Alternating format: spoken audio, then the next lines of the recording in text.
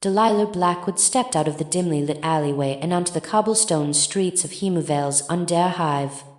Her ebony hair cascaded down her back like a waterfall of night, framing a face that was both beautiful and haunting.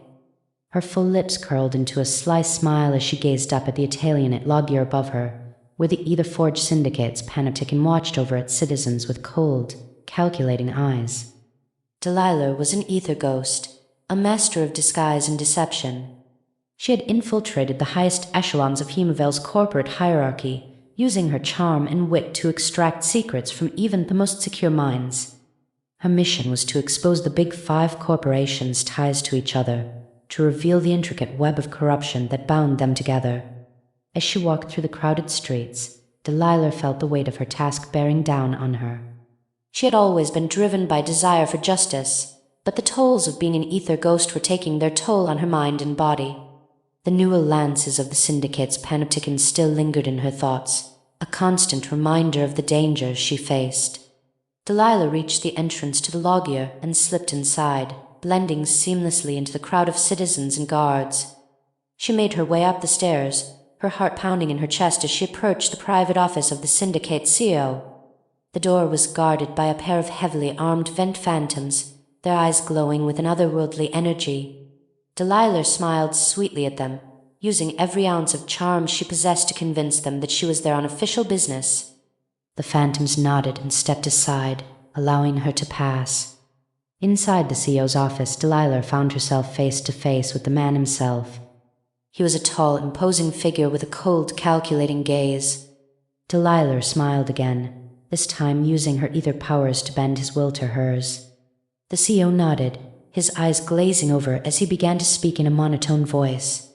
Yes, of course. The Big Five have been secretly collaborating for years. We share resources and information, working together to maintain our grip on the city. Delilah's heart swelled with triumph as she listened to the CEO's words. She had done it. She had exposed the truth. But as she turned to leave, Delilah felt a sudden jolt of pain in her mind. The newel lances of the panopticon were still active, probing deep into her thoughts and memories. Delilah tried to push them away, but they only grew stronger, piercing deeper into her psyche. She stumbled out of the office, gasping for breath as she realized that she had been discovered. The Syndicate knew who she was and what she had done. They would stop at nothing to silence her. Delilah fled through the streets, pursued by the vent phantoms and their newel lances. She dodged and weaved through the crowds, using every ounce of cunning and skill she possessed to evade capture. But as she ran, Delilah felt a growing sense of dread.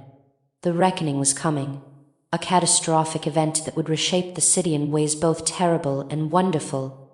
And Delilah knew that she was destined to be at its center, a pawn in a game of corporate intrigue and psychic powers. She burst through the doors of an abandoned clock tower, gasping for breath as she climbed up to the top floor. The wind howled around her, whipping her hair into a frenzy as she gazed out over the city. Delilah felt a presence behind her and turned to see one of the vent phantoms looming in the doorway.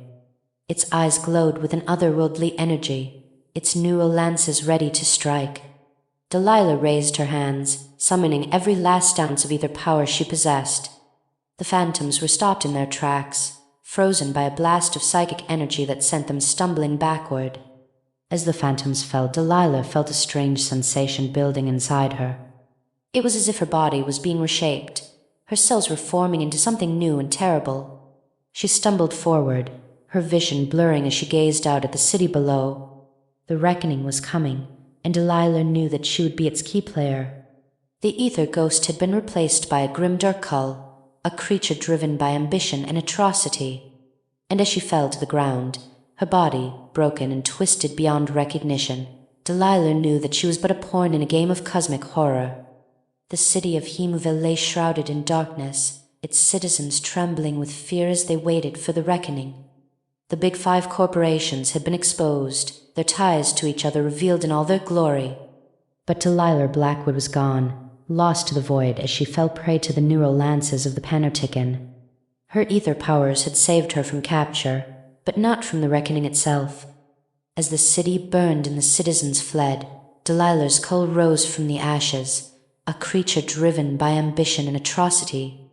It was said that on certain nights, when the auroral fogs rolled in off the sea, you could see her form looming in the distance, a ghostly apparition haunted by the memories of its past. The reckoning had come and gone, reshaping the city in ways both terrible and wonderful, and Delilah Blackwood was but one of many pawns sacrificed to its horrors. But as the sun rose over the ruins of Hemovale, casting a bloody glow over the devastated landscape, one question echoed through the minds of those who remained: what had happened to Delilah?